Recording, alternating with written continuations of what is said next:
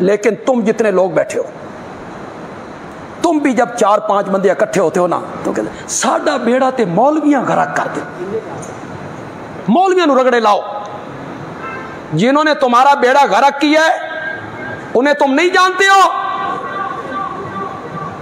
तुम नहीं जानते हो किन्होंने हमारे मुल्क का बेड़ा गरक किया, किन्होंने अपनी तिजोरियां भरी। एक रिटायर्ड ऑफिसर, और जितने ये 21वें 22वें ऊपर वाले ग्रेड के लोग रिटायर होते हैं पाकिस्तान में रहते हैं, बोलो पाकिस्तान में रहते हैं। 8 लाख पेंशन है, 3000 लीटर पेट्रोल है, 2 नौकर हैं, ये रिटायर लोग,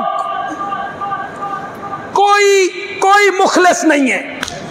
जिन लोगों का ये दावा था कि हम इस्लाह करेंगे, तब्दीली लाएंगे, वो लाए ना तब्दीली, और कहें कि जो रिटायर्ड ऑफिसर रिटायर होने के बाद हमारे मुल्क में नहीं रहेगा, बाहर चला जाएगा, उसको कोई हुकूमती मुराद नहीं मिलेगी, पेंशन नहीं मिलेगी हमारे मुल्क में।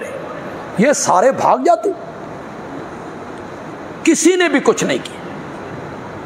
दावे बहुत हुए मुल्क का, जितने लोग आप बैठे हो, जो हमारे मुल्क का हाल 2000 में था या 2001-2 में था, क्या हम बहुत पीछे नहीं चले गए?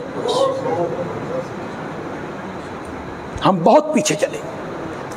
हमें इन्होंने कहां फेंक दिया, इन लोगों ने तबाही के गड़े उतार दिया पूरे मुल्क को।